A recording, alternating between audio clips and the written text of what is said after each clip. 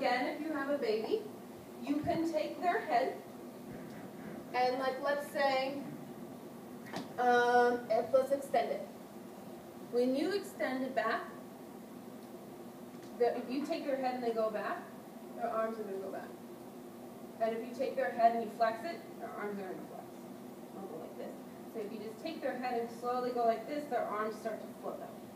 They start to do that. So why we have this one, we don't really know. What's that facilitate? Obviously, as adults, we have overridden that reflex because every time we turn our head, we do not do this, right? They're gone, but we're going to make you do it in lab. There's a way we can make adults do these things. We'll do them. What this facilitates is crawling. This helps them to learn how to crawl. So if they're on their bellies, it's called what, like tummy time or something, right? What? It's called tummy time. Motor development. Right? No. Put babies on their stomach for a certain amount of time during the day so that they learn how to pick their heads up. It's true, it's called tummy time. So then they try and get on all fours on this time, right? So they try and get on all fours, and then when they pick their heads up, their arms go like this to help facilitate crawling forward. And then when their head goes down, they start to crawl backwards. So it's to facilitate the crawling time. It is, look it up. It's What is that picture time. of right there? You can't see this very well. I was like, what is that? What's wrong with that baby? So it's looking ahead, and this one, there's a head, like, they're holding it right wrong here with and moving its head forward. So yes, obviously we don't do this anymore either. Every time we do this, we don't do this.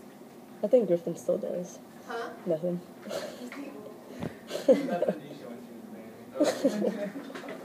Okay, labyrinth riding reflexes. So this is associated with your labyrinth system. So the canals in your head with the fluid. So what happens with these, let's say you're falling.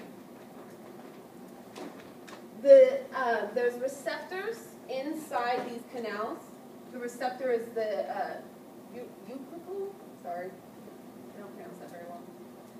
There's these little receptors that are inside these canals, and they want to bring you back up and be in line with your head and neck. So if you're falling forward in some way, it wants you to pick yourself back up. If you lean forward or something like this, or if you're falling forward, it tries to do whatever it needs to do, any type of motor output response, so that you go back up. So that's what it's telling you to do. It also has a spinning response. When you spin around and you spin around, you spin around, you spin around, you spin around, and what happens when you stop? What do you do with your body? Try to stable it. What are you doing when you throw your arms out to the side? What is that in physics? Trying to find your balance. Well, how do we find balance? Widening yourself out? Or? We're increasing our moment of inertia when we do this. You know, when you spin, why do spinners, they go like this? It's a smaller moment of inertia. You can go faster, and then as soon as you throw your arms out, you stop. That's an increase in moment of inertia. So that's what the spinning is doing. When you spin and spin and spin and spin, you still feel like you're spinning, and you throw your arms out, and you try and find your balance again until the fluid stops spinning. That's a labyrinth riding reflex as well. Heavily linked to neck proprioception. If for some reason we don't want a labyrinth riding reflex to occur, I want to be able to go down and pick something up, the neck proprioceptors can stop these reflexes from occurring. They can shut them off. Or they can facilitate and help. Yes, we still have a couple minutes. Flexor reflex, these are going to be our external reflexes coming from external information. There's called a flexor reflex, extensor thrust reflex, and flexor cross extensor reflex. They make sense in their names. A flexor reflex. It's associated with pain, so the receptor is a free nerve ending. You touch touch a hot pan, what happens to your arm? Do you just leave it there? No. You go like this. You flex. You step on a tack. What do? You flex. That's a flexor reflex. Pain, withdraw. Withdraw means to flex. That's what that is.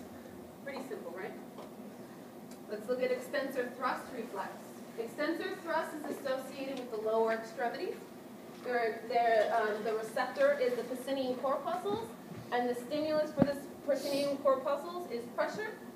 So when you have pressure, increased rapid change of pressure on the soles of your feet, what happens is the extensor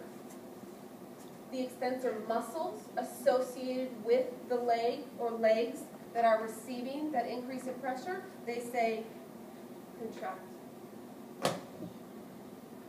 So this is like when you want to jump too. Like there's an increase of pressure, extensors, contract, go up. In running, you're here. Increase in pressure, you extend the extensors. Hip extensors, knee extensors, plantar flexors, all telling you to push yourself forward. In walking, it does it too. Extend, extend, extend to push yourself. That's an extensor thrust reflex. Flexor, cross, extensor. All right, so what does that mean?